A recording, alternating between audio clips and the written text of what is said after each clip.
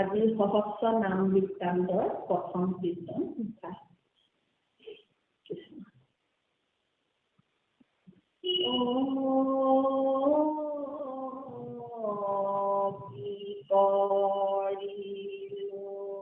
কি কৰিলো ভকতি নকৰি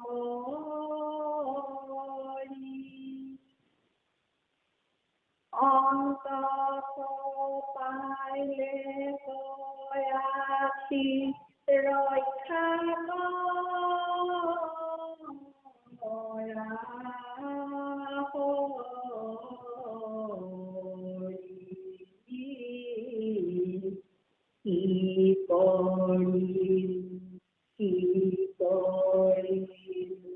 ভকতি নকৰি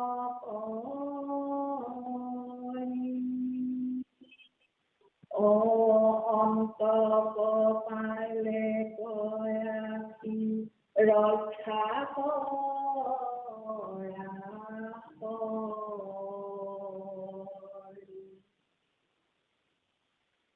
কৃষ্ণ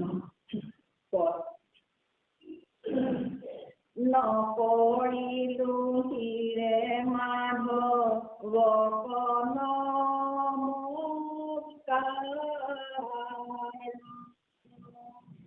ইটো মাথা গোট মূৰ ভৈল মহাভাৰ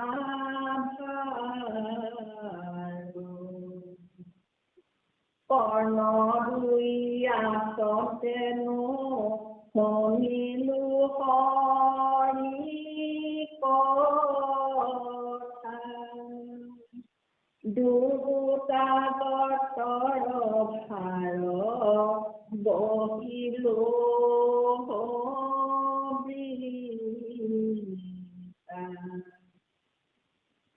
জীৱা মূৰ আচতে ন লৈলো ৰাম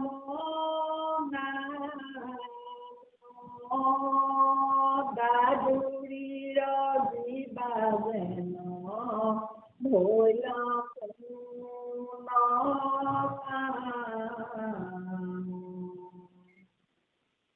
নেদেখিলো নয়নে প্ৰভুৰতে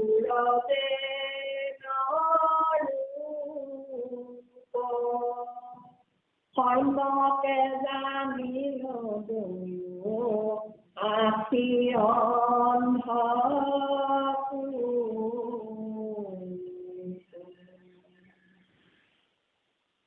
যেন চিত্ৰ বিচিত্ৰ ময়ূৰাৰ ভাষে পাখি হৰি ৰূপ নেদেখি পাইলো তেনে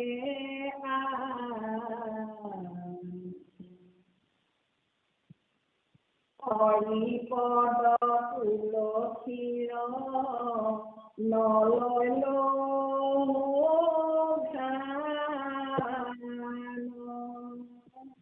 জীৱন্তে মৰিলো নাথা ভাতিৰ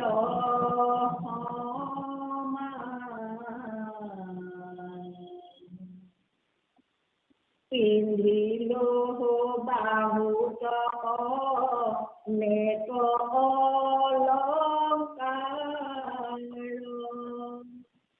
প্ৰভুৰ পূজাত নকৰিলো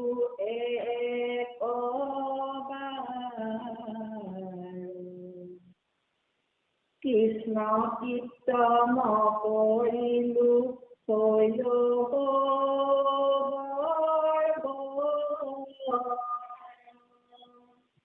ইটো হস্ত বাহু মিঠা নিত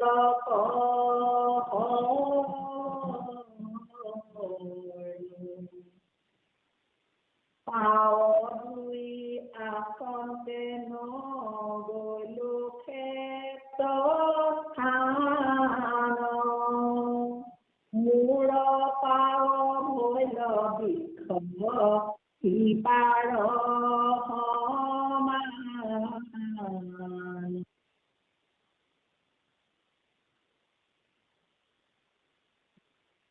ৰাম সাহা দয়াময় মোৰ কি কৰিলা গতি এবুটুৱা নামলৈতে শোক মোৰ মতি কৰ্ম দুখে জীৱা জন্ম সংসাৰ তাতো নচাৰো চিত্ত তোৱা চৰণত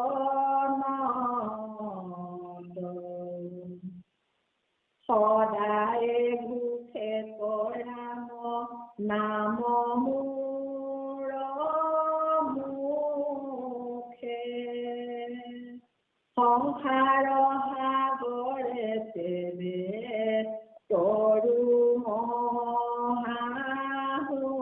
মহাসুখে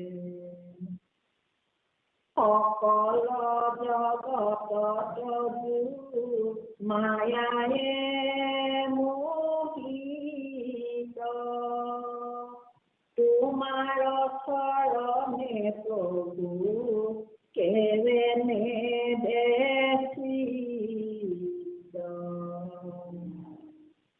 উত্তৰা নিগৰে বান্ধিলো দুই ভৰি মৰমতে আছো প্ৰভু নবলৈ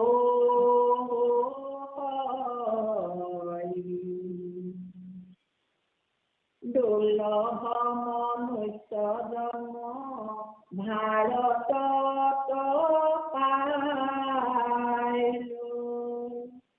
তোমাকনে খেলি বিধা জনম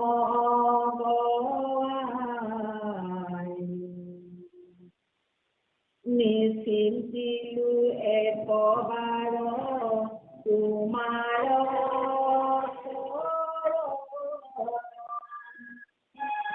তৰুণ জীৱে যেন আমাৰ জীৱন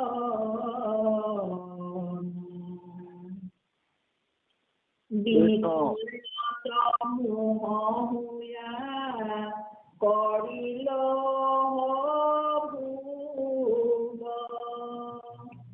তাৰ ফলে চিগাল নৰ ভোলা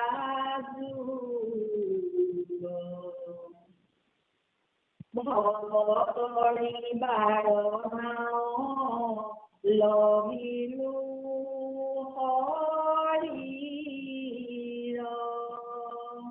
বিষয় বতাহে পায়া কৰিলে অতি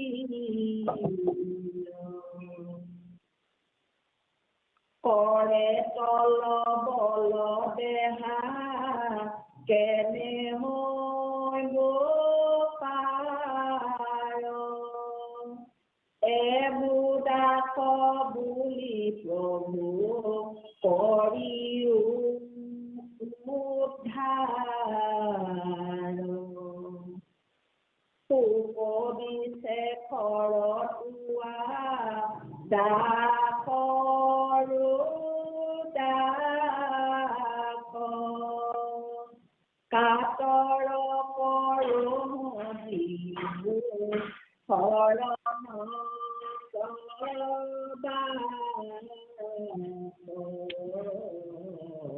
হৰিৰা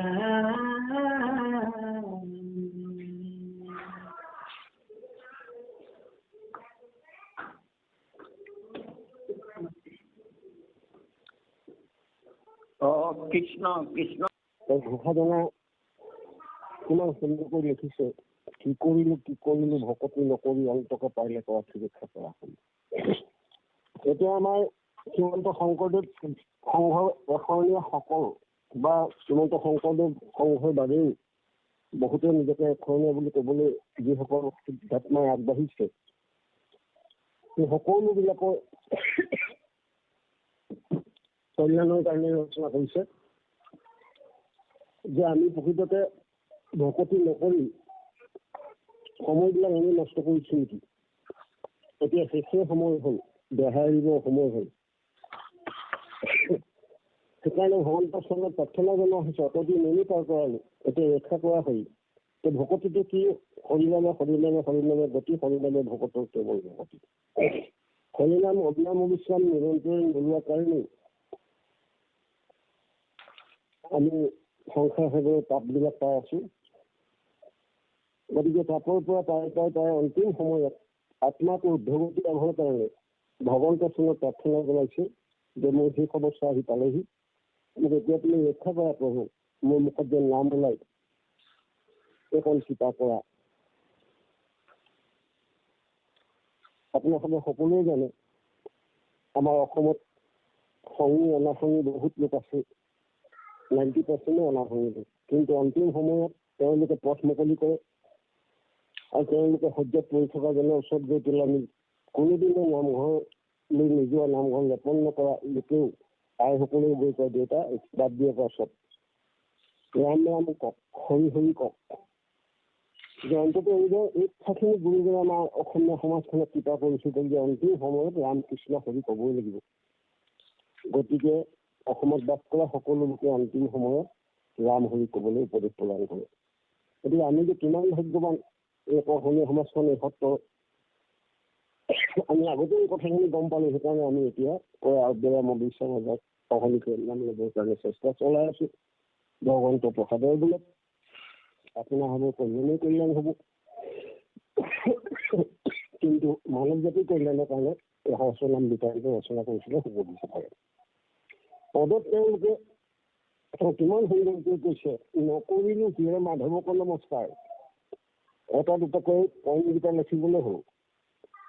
ইটো মাথা গোটৰ মূৰত ভৰিলে মহাভাৰত, যে মাধৱৰ চৰণত কৃষ্ণৰ চৰণত নমস্কাৰ নকৰিলো, সেয়ে মাথা নাথাকিলো, মোক নদুৱালো, সেইকাৰণে এই মাথাটো মই মহাভাৰতহে লৈ থাকিলো। অতদিনে বুজি পোৱা নাছিলো, মহাভাৰত লৈ আছিলো। এনেকৈ যিসকল সিদ্ধাত্মাই নিজক বুজাব, মনটোক বুজাব, সেইসকলে ঈশ্বৰৰ চৰণত সেৱা কৰিবলৈ আগবাঢ়ি পাৰিব। আকৌ নিজক কৈছে, কৰ্ণবলী আছে নুশুনিলো হৰি কথা, যে দুটাখন কাণ মোক ভগৱন্ত ইমান দয়া কৰি দিছিলে, কিন্তু মই হৰি কথা নুশুনিলো, ব্ৰহ্ম কথা গোটেই জীৱনটো শুনোতেই গ'লগৈ। দুটা গত্ৰৰ ভাই বহি বিহু বিঠা, দুটা গাঁতহে নিচা কৰি মই ভাই বৈ থাকিলো, কাৰণ হৰি কথা শুনা নহ'ল। কেৱল মাত্ৰ গ্ৰাম্য কথাতে সময়টো নষ্ট কৰি পেলালে। গুৰুজনে বাৰে বাৰে মনা কৰিছিলে, গ্ৰাম্য কথা নাপাতিবা, গ্ৰাম্য কথা নুশুনিবা, গ্ৰাম্য কথা প্ৰথমে মলিন হৈ আছিল, তোমালোকৰ চিটটো এনেই লেতেৰা পৰি যাব, তাতে আকৌ এইবিলাক কথা শুনি ল'লে আৰু লেতেৰা হৈ যাব। সেইকাৰণে নিজক বুজাইছো এই কুটটোৱে যে তাৰ গাত দুটা মই এনেই ভাবি আছো।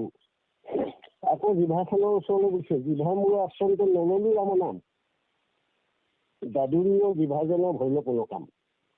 জিভাখন আছে, গ্ৰাম্য কথা খোৱা বোৱা লতৰ পটৰ কৰি ভিতৰলৈ অভক্ষণীয় জিভাখন মই লৈ আছো, কিন্তু মই ৰাম নাম নললো। ৰাম নামে যে ভকতি ইয়াতো ইংগিত এটা দি থৈ গৈছে, জিভা মূৰৰ আচলতে নললো ৰাম নাম, দাদুৰীয় বিভাজনৰ ভৈল কোনো কাম। ভেকুলীৰ বিভা হ'ল বোলে, ভেকুলীৰ বিভা যেনেকৈ উল্টা, আপুনি মই যিসকলৰ নাম এতিয়ালৈকে ল'ব পৰা নাই সেইসকলে উল্টা বিভা লৈ আছে। গুৰুজনে সেইকাৰণে কৈছে, হৰিত যদি হৰি নাম নলয় সাক্ষাৎ আপোনাক আপুনি কৰিলে আত্মঘাত, সেইজনো আত্মঘাতী। হৰি ল'লে ভজন ল'লে, কিন্তু মুখত নাম নাই।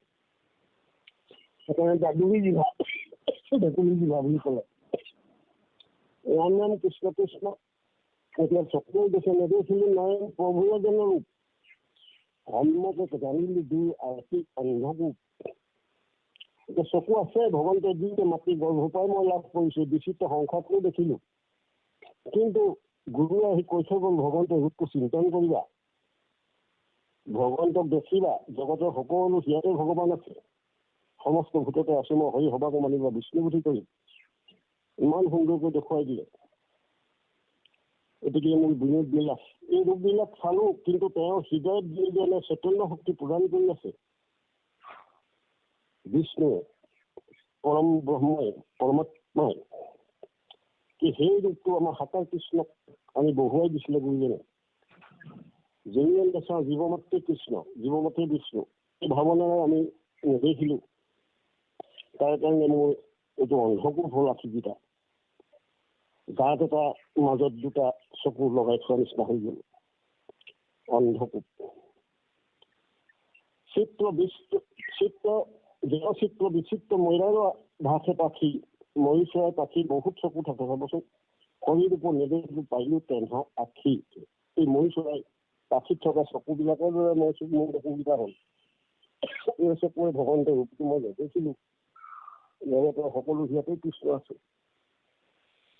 আমাক ভাবিবলৈ কৈছিলে সেই ভাবে যে সকলো সিহঁতেই মই আছো, তোমাৰ সিহঁতে ময়ে আছো। আইসকলে বৰ ধুনীয়াকে যায়, কৃষ্ণ কৃষ্ণ বুলি জুপি এনেই বুলি হৃদয়তে আছে কৃষ্ণ, চিনিব নোৱাৰা। চিনাকি কৰি থৈ গ'ল আমাৰ গুৰুজনে, কিন্তু আমি সেই ভাৱেৰে দিন অতিবাহিত কৰিব পৰা নাছিলো। কিন্তু এই অৰ্চনা বিতানটো পঢ়াৰ পাছত আমি জগতৰ সকলোতে শৰীৰ দেখিব লাগিব, আমাক ইংগিত দিছে।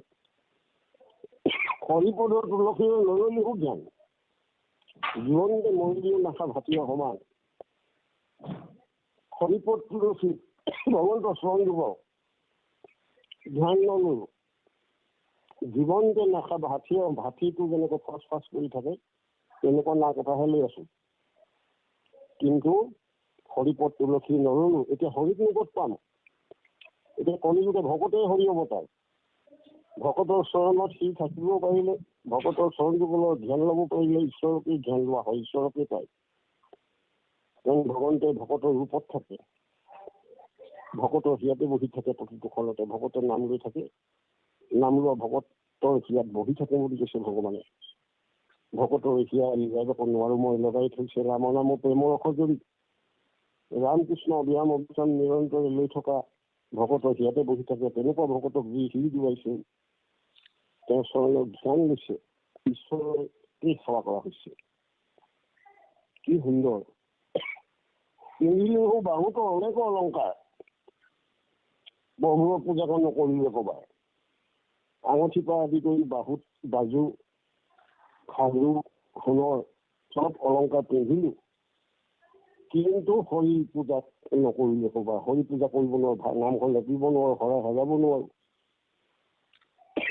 সিদ্ধ ৰন্ধন কৰি ভকতক খুৱাব নোৱাৰো, দেৰি বুলি এনে কৰিব নোৱাৰো।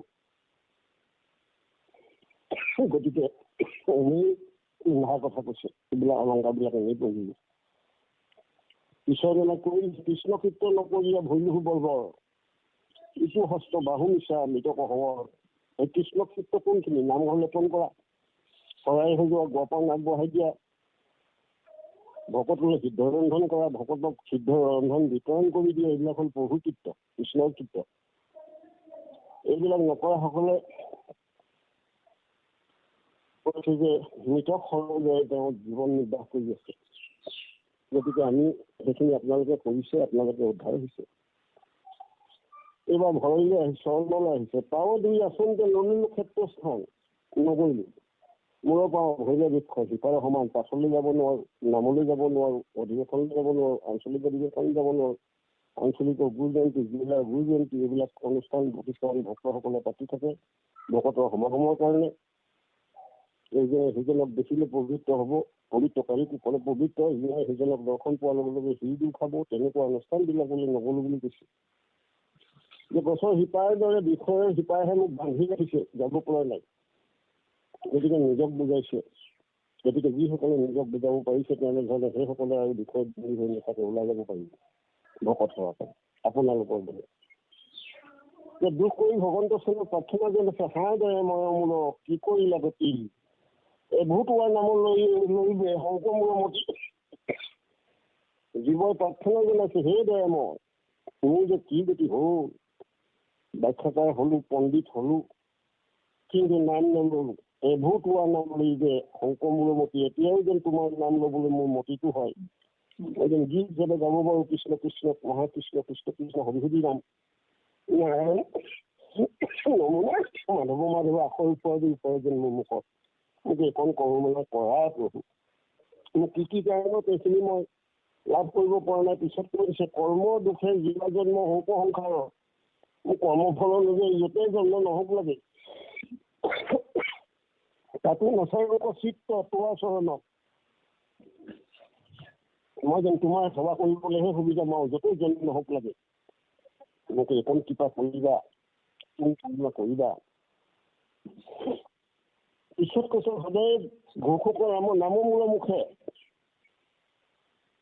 নিজক বুজাই আছে প্ৰাৰ্থনা কৰি প্ৰভুচনত প্ৰাৰ্থনা জনাইছে যে সদায় মোৰ মুখত যেন ৰাম নাম মোৰ জিভাৰ মুখে উচ্চাৰণ কৰি থাকে আৰু তেতিয়াহে সংসাৰৰ সাগৰত যে তৰুময়ী সুখে তেতিয়াহে মই সংসাৰ সাগৰখন হেৰা ৰঙে সুখেৰে কৰি যাব পাৰিম।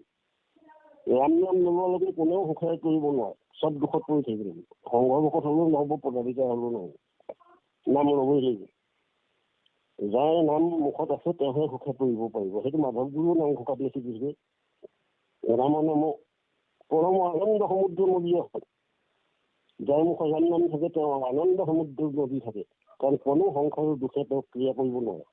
দুখ আহিব পাৰে কিন্তু মহা আনন্দৰে সেই দুখ অতিক্ৰম কৰিব। কৰ্মফল অনুযায়ী দুখো আহিব। আগৰ জন্মৰ দুখ আছে এই জন্মৰ কৰ্মফল আছে গতিকে একো চিন্তা কৰিব নালাগে। কোনটিয়ে যেনেকৈ প্ৰতিটো দুখ অতিক্ৰম কৰিব পাৰিলে আমাকো সেই সুবিধাকণ দিছে। তেতিয়া স্বয়ং কৃষ্ণ আছিলে কিন্তু আমাৰ সেই কৃষ্ণই কৈছিল যে মই জীৱন্ত অৱস্থাত পৃথিৱীত থাকোঁতে মই ভকতক বহুতক উদ্ধাৰ কৰিব পৰা নাছিলোঁ সহায় কৰিব পৰা নাছিলোঁ। সেইকাৰণে মোৰ নামত মই সমস্ত শক্তি দিছোঁ মোক মোৰ নাম চাই যি নাম লৈ থাকিব মই তাতে লগতে থাকি মই তেওঁ সেৱা কৰি থাকিম ভকতক কৃপা কৰি থাকিম। মই ভকতৰ বৈশ্য কৰি ভকতে মোক বৈশ্য কৰি পেলাই মাধৱ গুৰুৱে লিখি দিলে নামঘোষ ৰামকৃষ্ণ নামক কীৰ্তন প্ৰসাদে হৰিৰ বল্লভ হয় ৰামকৃষ্ণ নামক কীৰ্তন কৰি হৰিকো বৈশ্য কৰে। গতিকে ইমান আমাক এইবাৰ কৃপা কৰিছে গুৰুজন স্বয়ং কৃষ্ণ শংকৰ হিচাপে আহি গোটেই পাৱাৰবিলাক আমাক শক্তিবিলাক প্ৰদান কৰি থৈ গ'ল।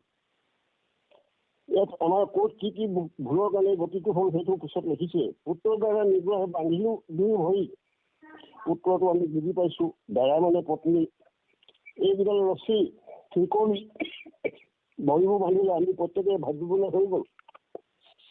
ৰিকনিকেইডালৰ লগত আকৌ চিনাকি কৰি দিছে আমাৰ সুকবি চফাই মৰণতে আচুহূতপূৰ্ণ বোলো হ'ল এনেকৈ মেলিয়াই সকলোৱে বান্ধিছে। ৰাম নাম ল'বলৈ আমাৰ মুখত সময় নাই। সিহঁতৰ আৰু পইচন সিহঁতৰ সেৱা পূজা কৰি থাকোঁতেই গৈছে।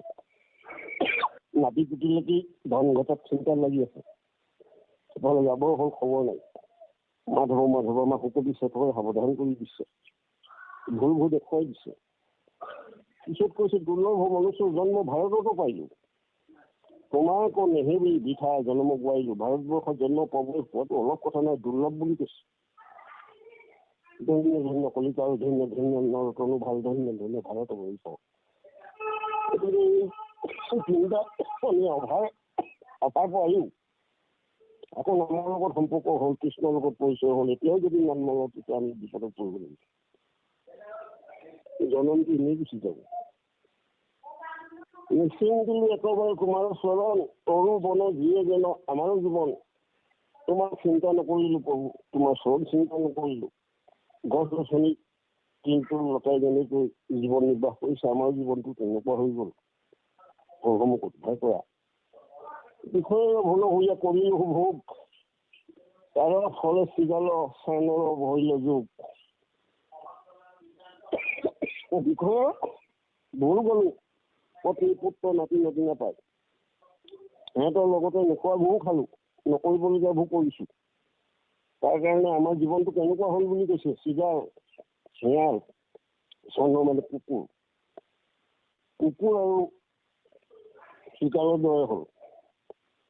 মাধৱ ভৱত কৰিবাৰ যোগ্য লভিলো হৰি বিষয়ে বতাহে পাই কৰিলে অস্থিৰ।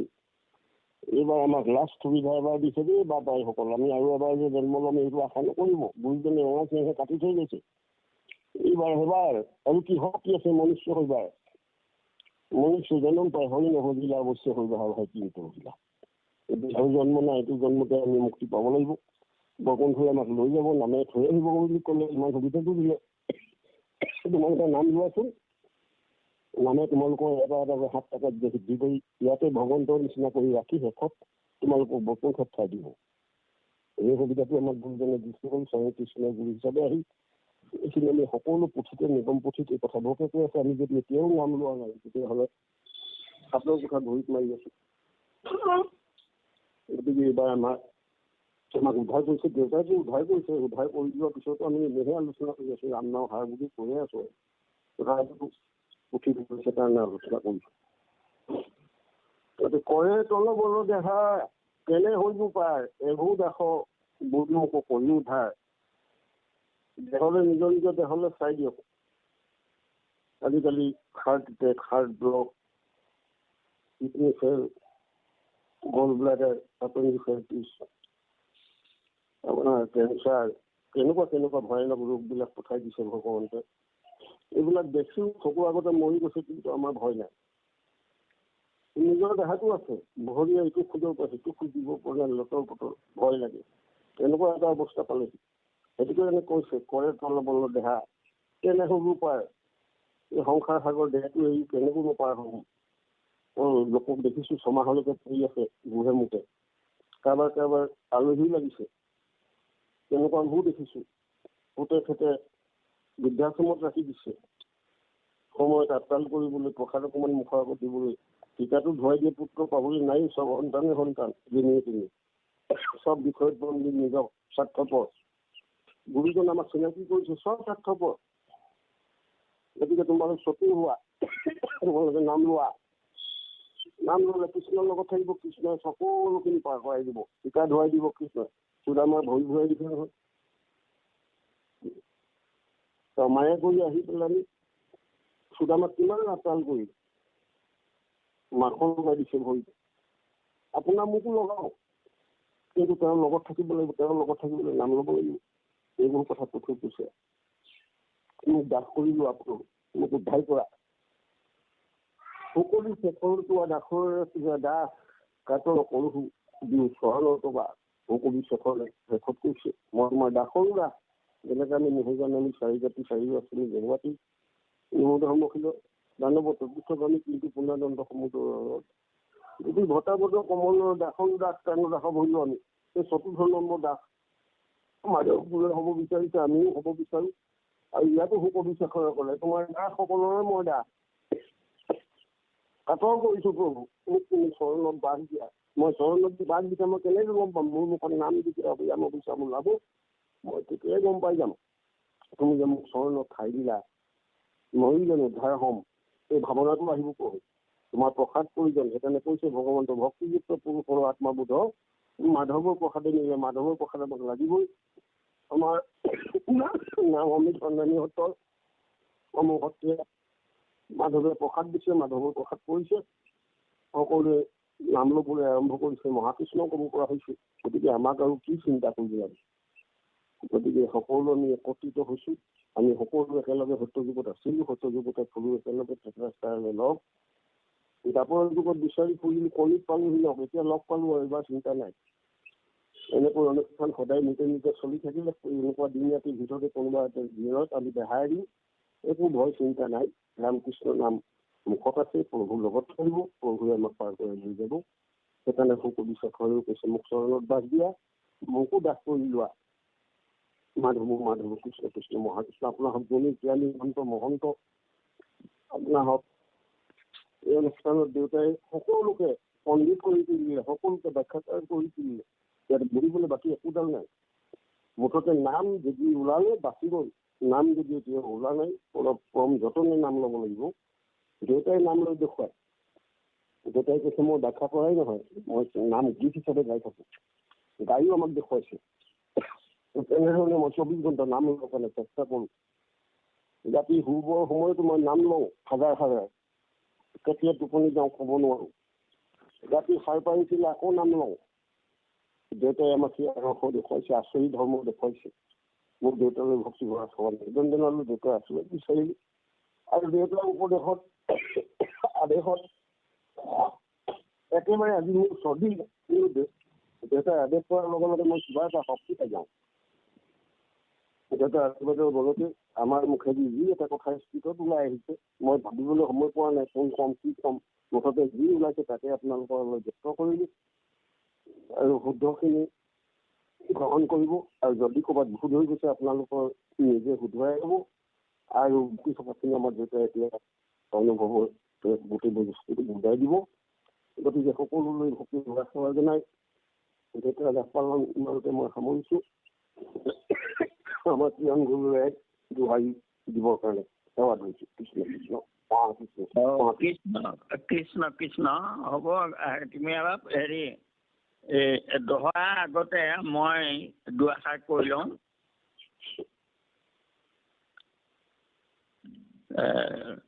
কৃষ্ণ বা বান্ধৱাই সমস্ত, এই আমাৰ যি আজি সহস্ৰ নাম বৃত্তান্ত এয়া পাঠ কৰা হ'ল, এয়া আচলতে আমাৰ সংঘৰ প্ৰকাশিত আপোনাৰ শংকৰদেৱৰ বাক্যামৃততো শংকৰদেৱৰ লিখনিসমূহ তাৰমানে প্ৰকাশ কৰা হৈছে। যিহেতু আমি মহাপুৰুষ শংকৰদেৱৰ প্ৰচাৰিত ধৰ্ম আমি তাৰমানে গ্ৰহণ কৰিছোঁ, আৰু উৰেষা বৰ্ণনতো তাৰমানে আমি এই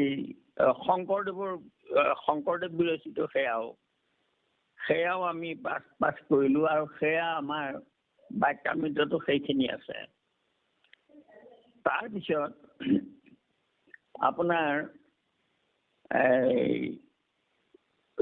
সহস্ৰ নাম বৃত্তান্ত মহাপুৰুষ শংকৰদেৱৰ বিৰচিত নহয়, আৰু এয়া আপোনালোকে ঘটিমাত দেখা পাইছে যে সুকবি শেখৰকহে দাসৰ উদাসৰ। এই সুকবি শেখৰ উপাধি পোৱা লিখকজন আছিলে অনন্ত কন্দলী। অনন্ত কন্দলীয়ে তাৰমানে অৱশ্যে অনন্ত কন্দলীকো মহাপুৰুষ শংকৰদেৱে খুব ভাল পাইছিলে, আৰু তেওঁক অনুমতি এটা দিছিলে যে তেওঁ স্বপ্ন দেখিলে মহাপুৰুষ শংকৰদেৱৰ উচ্ছিষ্ট ভোজন কৰিছে। তেওঁ ব্ৰাহ্মণ মানুহ, তাকে আহি গুৰুজনক নিবেদিলে যে মই স্বপ্ন দেখিলোঁ। তেতিয়া ক'লে যে ঠিক আছে, মই ভাগৱতৰ বহু কথা মই নিজে তাৰমানে হেৰি কৰা নাই, অনুবাদ কৰা নাই, গতিকে সেই থাকি যোৱা কথাখিনি তুমি অনুবাদ কৰি দিবা, সেয়ে মোৰ উচিষ্ট, অৰ্থাৎ মই এৰি থৈ যোৱা কথাখিনি। এই বুলি শংকৰদেৱৰ অনুমতি পাই এই অনন্ত কন্দলীয়ে তাৰমানে এই কথাখিনি তেওঁ হেৰি কৰিলে বাৰু, যে কি নহওক। কিন্তু কথাটো হ'ল এইটো যে মহাপুৰুষ শংকৰদেৱে সহস্ৰ নাম বৃত্তান্তত কিয় তাৰমানে নাম ঈশ্বৰৰ নাম, কিন্তু তাক শংকৰদেৱে অনুবাদ নকৰিলে কিয় তেখেতৰ লিখনিৰ মাজত, এই কথাটো। সহস্ৰ নাম বৃত্তান্তৰ জন্ম হ'ল কেতিয়া? যেতিয়া দেৱতাবোৰে গোট খাই সকলোৱে ব্ৰহ্মা আদি ভগৱন্তক ক'লে যে তোমাৰ তাৰমানে ভকতি মাৰ্গত সকলোৱে তোমাৰ নাম লৈ গুচি যায়। আমাৰ দেৱতাবোৰৰ কোনো দেৱতাৰ কোনো পূজা আদি নাই। তেতিয়া গোসাঁয়ে ক'লে যে ঠিক আছে, তোমালোকে যদি হেৰি কৰিব লাগে, তোমালোকে ইচ্ছা কৰিছা মোৰ নামটো তাৰমানে গুপ্ত হ'ব লাগে, গতিকে তোমালোকে নানা উপগ্ৰন্থ কৰি তাত তাৰমানে নামটো ঢাকি দিয়া। আৰু মহেশকো আজ্ঞাহৰি দিলা বিদ্যমান, তাৰ শিৱকো দিলে আজ্ঞা যে তুমি শিৱই ক'লে মই কেতিয়াও তোমাৰ নাম গুপুত কৰিব নোৱাৰোঁ, লুপুত কৰিব নোৱাৰোঁ, আৰু সেইকাৰণে মই এইটো কৰিব নোৱাৰো। মোৰ অমোচন পাপ হ'ব, তোমাৰ নাম গুপুত কৰাটো অলপ পাপ নেকি? গতিকে মই এইটো কৰিব নোৱাৰো। পিছত শিৱই তেতিয়া ভগৱন্ত কৃষ্ণই ক'লে যে ঠিক আছে, তুমি তোমাৰ সেই পাপটো মোচনৰ কাৰণে তোমাক মই সহস্ৰ নাম দিম, আৰু সেই সহস্ৰ নাম তুমি জপ কৰি থাকিবা সদায়। সেই সহস্ৰ নাম শিৱই জপ কৰে, আৰু সেই সহস্ৰ নামৰ কথা শিৱই পাৰ্বতীৰ আগতো তাৰমানে সেইখিনি কথা তেওঁ বৰ্ণনা কৰি কৈছিলে। এতিয়া প্ৰশ্নটো হ'লে এইটো যে সহস্ৰ নাম নিতান্ত, সহস্ৰ নাম জপ কৰাৰ পিছতো শিৱই নাম গুপ্ত কৰা অপৰাধটোৰ পৰা হাত সাৰিব নোৱাৰিলে। তেওঁৰ কুষ্ঠ ৰোগ হ'ল।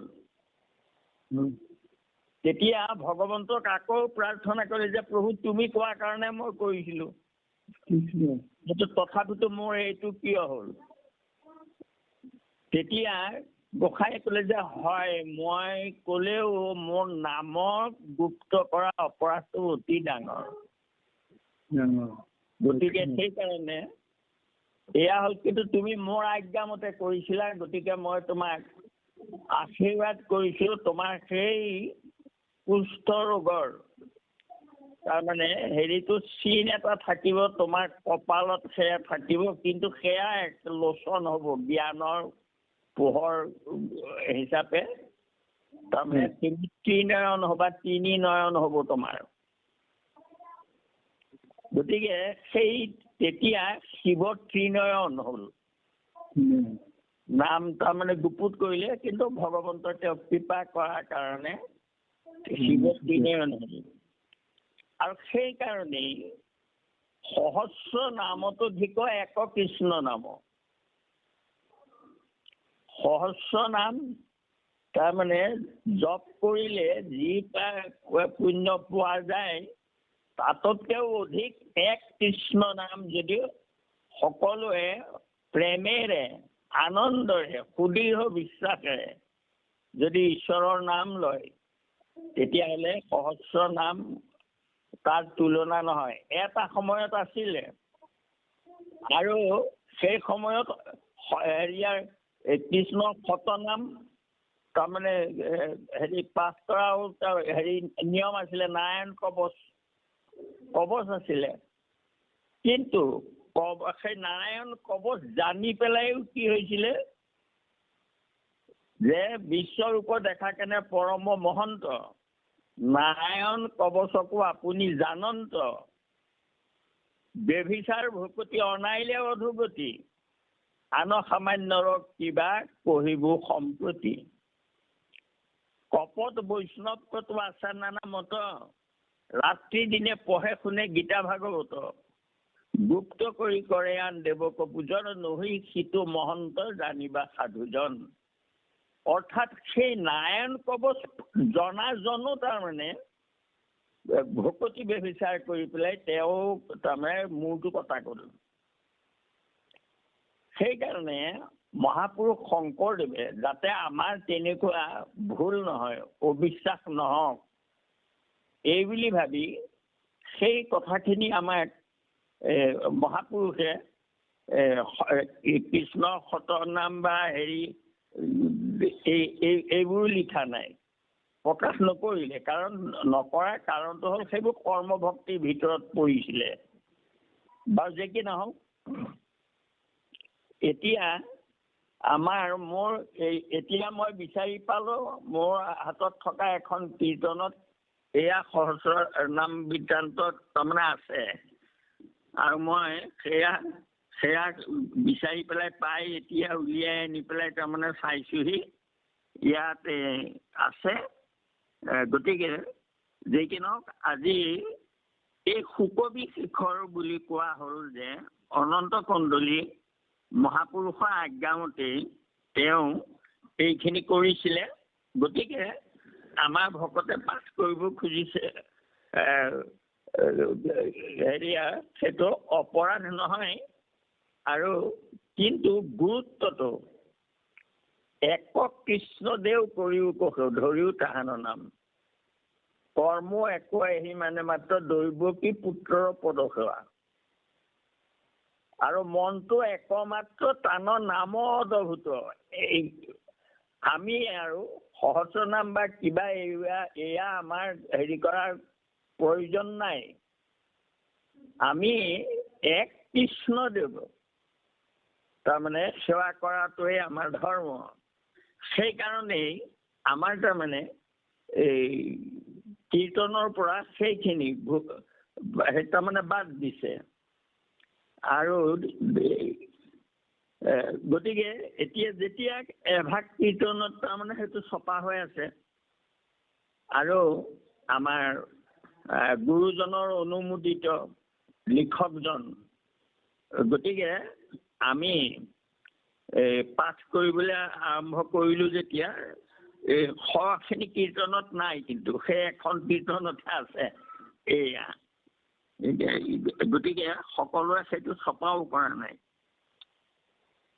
গতিকে যেতিয়া আমাৰ আৰম্ভটো হৈ গ'ল আৰম্ভ হ'ল যেতিয়া ভাল হ'ল আৰু আজি যিটো অধ্যায় তাৰমানে আৰম্ভ কৰা হৈছে ইয়াত এয়া সুন্দৰ পৰমাৰ্থ কথাৰে তেওঁ যে ভকত এয়া তেওঁ তাৰমানে আৰম্ভণিহে এয়া সহস্ৰ নাম বৃত্তান্ত ভাঙনি কৰি পেলাই তেওঁ এয়া কৰিছে গতিকে তেওঁৰ প্ৰাৰ্থনা এইটো আৰু সেই প্ৰাৰ্থনাটো আধ্যাত্মিক প্ৰাৰ্থনা দেই যে আমি মানুহ জন্ম হ'লো হৈ পেলাই আমাৰ কি কাম আমাৰ অংগ পতংগবোৰৰ আচলতে কি কাম আমাক কি কাৰণে নৰতনু দিছিলে আৰু আমি কৰিব লাগে কি আৰু কৰি আছো কি এই কথাখিনি তেওঁ তাৰমানে খেদ কৰি এই কীৰ্তন প্ৰথম কীৰ্তনজনা তেওঁ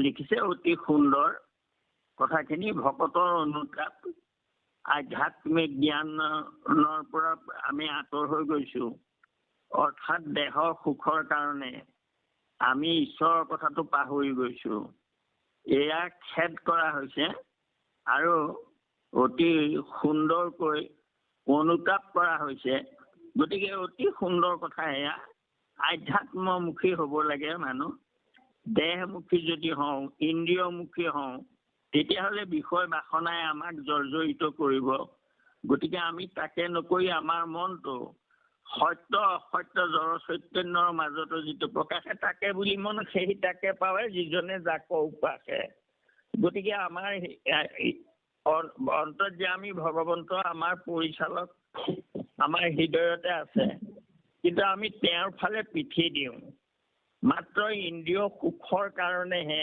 আমাৰ মনটো আমি এৰি দিওঁ গতিকে মনটোক আমি ধৰি ৰাখিব লাগিব এই অনুতপ্ত হ'ব লাগিব যে আমি কি কৰিছোঁ কৰিব লাগে কি আৰু আমি কি কৰিছোঁ এই আধ্যাত্মিক মুখী কৰিবৰ কাৰণে সুকবি শেখৰ অনন্ত কন্দলী ভক্ত তেওঁ এয়া আমাক বাণী দিছে আৰু মহাপুৰুষে যেতিয়া অনুমোদন কৰি থৈছে তেওঁৰ লিখনিটো গতিকে সেইকাৰণে পাঠ কৰাটো আমি ভাল হৈছে আমি পঢ়িব লাগে কিন্তু এই কথাটো লৈ যে আমি সহস্ৰ নাম জপ কৰিলে হৈ যাব এনেকুৱা কথা যাতে আমাৰ নাহে কাহিনীটোহে আমাক মাত্ৰ শুনি জানি বুলি কৈছে গতিকে আজি অধ্যায়টোৰ যিখিনি আধ্যাত্মিক কথা আমাৰ হাতীমূৰীয়া বাপে সুন্দৰকৈ ব্যাখ্যা কৰিলে মই শুনি ভাল পাইছোঁ আৰু গুৰুজনে তেৰাকো কৃপা কৰিছে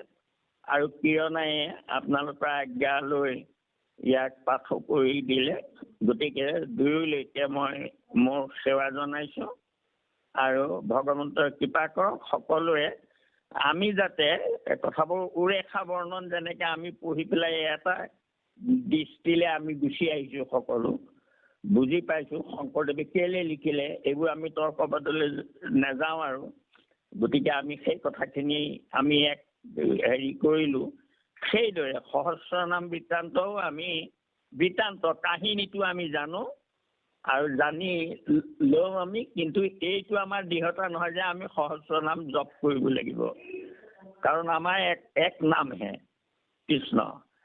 গতিকে আমি পঢ়ি যাওঁ, আখ্যান উপাখ্যানবোৰ আমি জানিব লাগে কেনেকৈ কি ক'ৰ পৰা আহিলে। তাৰ কাৰণে ভাল হৈছে, সুন্দৰ হৈছে, আমাৰ পাঠো হ'ল আৰু ব্যাখ্যাও সুন্দৰ হ'ল। গতিকে মই আপোনালোক সকলোলৈকে মোৰ ভক্তি ভৰা সেৱা ভাগি নিবেদিলোঁ। কৃষ্ণ মাধৱ মাধৱ মাধৱ মাধৱ মাধৱ কৃষ্ণ কৃষ্ণ কৃষ্ণ মহাকৃষ্ণ। আমাৰ কীৰ্তিপূৰ্ণ শ্লোক দেৱে ইমান সুন্দৰকৈ এই সহস্ৰনাম বৃত্তান্তৰ কাহিনীটো আমাক বুজাই দিছে। এই গোটেই কথাখিনি কৈলাশপতি শিৱ পাৰ্বতী লগত কৈ আছে, পিছত বৰ সুন্দৰকৈ ওলাই যাব কথাখিনি। নাম সঁচা, বাকী চব মিছাই কথাটো কৈছে শিৱ পাৰ্বতীক, ৰাম নামৰ মহিমাটো। গতিকে ওলাব, আমি পাম। আৰু দেউতালৈ আমি ভক্তি ভৰা খাব নিবেদন জনালোঁ। দেউতাৰ আশীৰ্বাদ আমাৰ সদায় হেৰিত থাকক। আমি নামৰ বাবে ৰাম কৃষ্ণ নামৰ বাবে আমি একো চিনি নাপাওঁ আৰু পঢ়িবলৈ জানিবলৈও নাই কোনো পুথিত। আমাৰ সকলো চাই চিতি ৰাম নামে সাৰ বুলি আপুনি আমাক চিনাকি কৰি দিলে। দুজনে কাহিনী বাই চিনাকি কৰি ধৰিছিল, পাহৰি আছিলোঁ। আৰু উপদেশদাতা গুৰু হিচাপে আপুনি আমাক কৃপা কৰিলে। গতিকে সেইটো আমাৰ মূল। গতিকে চিন্তা কৰিবলগীয়া একো নাই। দেউতা আপোনাৰ সহভাগী ভগৱন্ত চৰণৰ কৰিছোঁ। ঈশ্বৰৰ কৃপা কৰি আছে আৰু কৃপা কৰক, পিছত দিয়ক নামৰ মহিমাটো কৰক। ভগৱন্ত চৰণতে আমি সেৱা ধৰিলোঁ। কৃষ্ণ কৃষ্ণ কৃষ্ণ মহাকৃষ্ণ। এতিয়া আমাৰ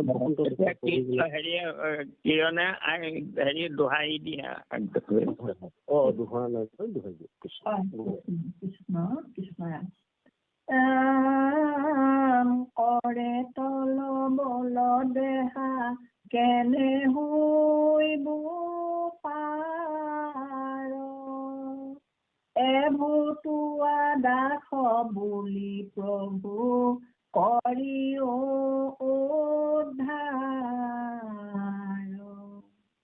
শোক বিশেষৰ তোৱা দাসৰো দাস, কাতৰ কৰো দিও চৰণত বাস, হৰি ৰাম